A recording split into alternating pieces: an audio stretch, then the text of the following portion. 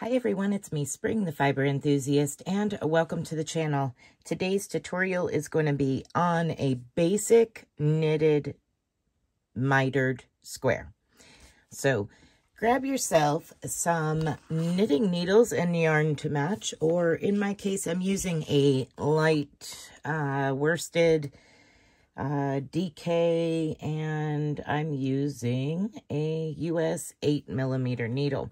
So you can grab the same type if you would like, or you can grab something different. I like a little bit bigger needle with the lighter weight, just so it gives it a lot more drape. It's not so dense. So let's go ahead and get started here. I'm going to be using this Crafter's Choice that I had picked up at the dollar store at some point in time. No fancy yarn being used for the making of this tutorial. So I am going to long tail cast on a total of 30 stitches. Now that 30 stitches is divisible by 2.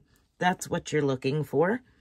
You're going to want to cast on in a number that is divisible by 2. So as we're casting on here, this is our cast on edge right here. So we have 15 on this side and 15 on this side. Or if you want to turn it this way, we have 15 across the bottom and 15 up one side. Now those are worked shorter and shorter and shorter and shorter until we get down to our final last few stitches, or last couple of stitches in this case. All right, so I'm just doing a slingshot long tail cast on method here, where I'm just holding it kind of like a slingshot and working it like that. So I do have tutorials on basic cast on methods. There are several different methods of casting on. All right, so once you have 30 stitches, we're going to knit our very first row. Every row is knit only. There are no purl stitches involved in this particular mitered square. As time goes on over the next couple of weeks, I will be adding additional mitered square tutorials, connecting and continuing on, things like that. All right, so you need at least 1 stitch marker, if not 2. I'm actually going to use 2, and I'll show you why in just a second. So the first row, we're knitting every stitch. And what I want you to do is knit over 15 stitches. So that would be half of your 30 cast on stitches, at which point you're going to place a stitch marker.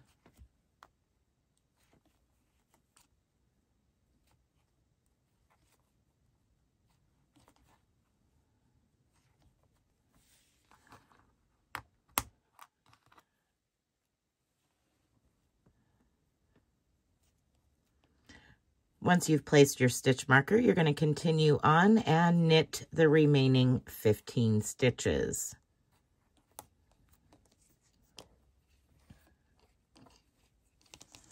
All right, once you have knitted all the way across your first row, placing a stitch marker in between those 2 sets of 15, take your second stitch marker, and you don't have to use it. You can go by the tail over here if you want to, but sometimes I find it easier if I place a stitch marker. Placing a stitch marker on the same side as the tail, your beginning side here. Not the working tail, but the starting tail over here. Place a stitch marker right there. And I'll tell you why when we get back to this side. All right, so now we're turning our work over, and I'm going to write down a couple things on my little paper here. So we cast on 30 stitches. That's 15 stitch marker 15. Okay. Our first row was a knit row. Our second row is going to be knit 13, knit 2 together, SSK, which is slip, slip, knit, and I'll show you, don't worry, I'll show you an easy way to do that if you're unsure of the SSK, slip, slip, knit, and then knit 13. Okay, so this right here, knit 13, knit 2 together, SSK, knit 13 is what we're doing now. So I'm going to go ahead and here we are. All right. So let's knit 13. What that entails is 2 stitches before your stitch marker. So that is a good way to look at it. If you use a stitch marker in between both sets, you know to stop. You don't have to do as much counting. You can stop 2 stitches before that stitch marker. So here we go. There's 1, 2, 3, 4, 5, 6, 7, 8, 9, 10, 11, 12, and 13. So here we are, 2 stitches before our stitch marker. We're going to knit 2 together. That is our next step. So knit those 2 stitches together. Pass your stitch marker when you come to it. Now this is a slip, slip, knit, but I'm going to show you how I do mine. If this is the first time you are watching any of my knitting videos where I do a slip, slip, knit, this is how I do it. I insert my needle as if to knit to that very first stitch, but I don't pop it off. I actually tip it towards me so I can catch the back leg of that second stitch. So I have the first stitch and the second stitch. Now I'm going to yarn over and I'm going to pull that through both of those stitches. Now I can take them off and I have created a slip, slip, knit without slipping the stitches off. Left needle to right needle, only to knit them. Okay, so we have finished our knit 13, knit 2 together, slip, slip, knit. All that is left is knit 13. So now we're just going to knit to the end of the row.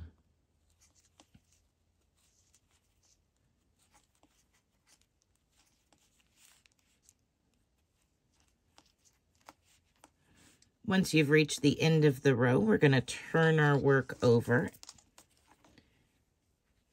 And the reason I said about putting this stitch marker down here at this same end as our starting tail here is because when you see the stitch marker at the beginning of the row, you know that that row is knit only.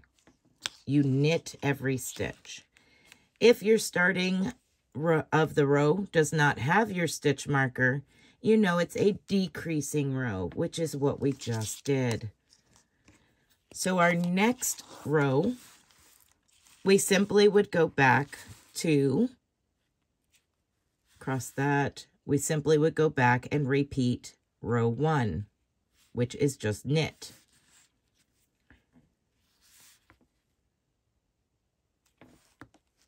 Let's go ahead and knit every stitch to the end of the row. Now we're repeating row 1.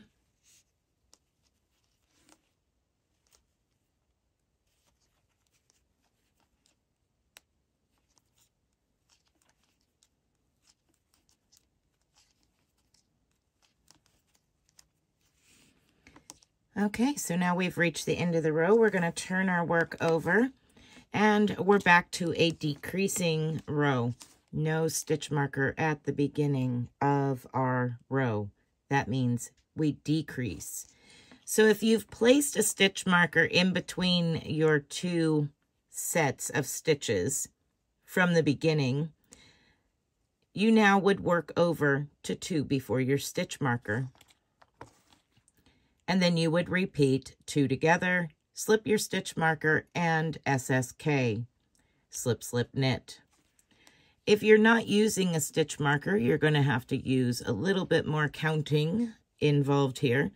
And you would go knit 12 stitches, then knit 2 together. So we're just decreasing by 1 on each side of our stitch marker.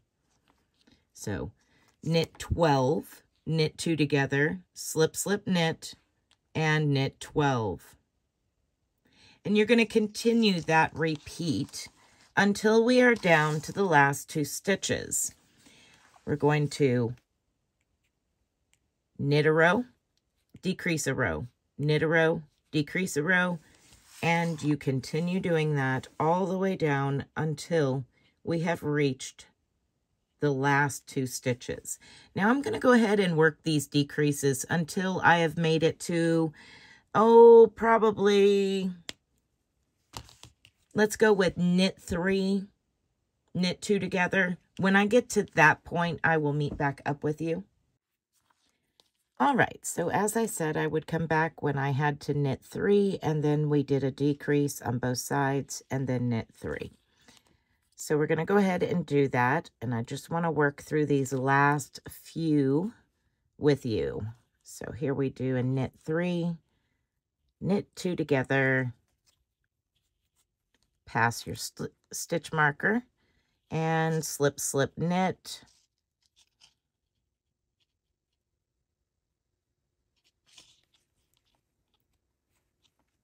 and knit 3. I'm going to knit my next row.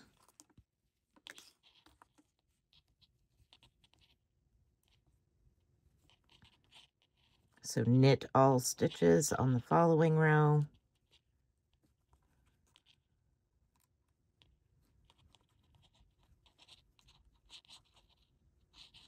And now we're going to knit 2 and then decrease.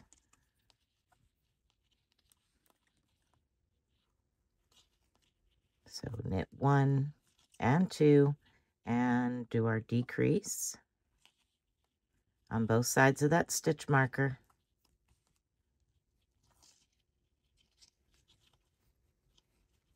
And knit 2. Now we'll knit all stitches for the next row. Almost done here.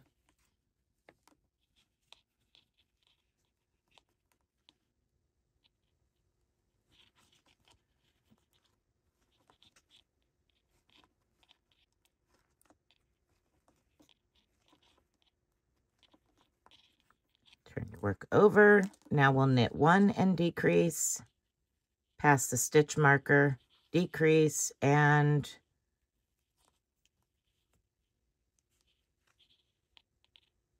knit 1.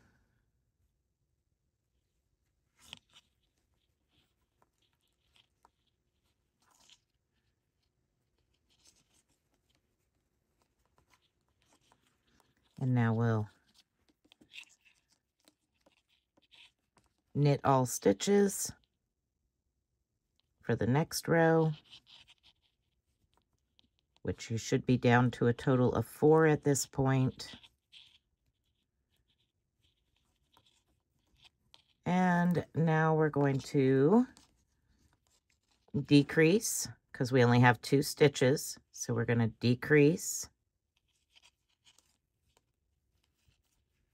remove your stitch marker,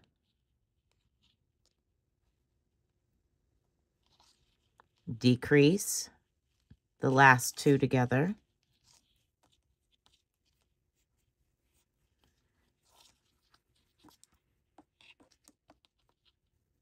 knit 2 stitches, and then turn it over and knit 2 together. And that's going to complete your mitered square. Just a basic knit mitered square, no purling.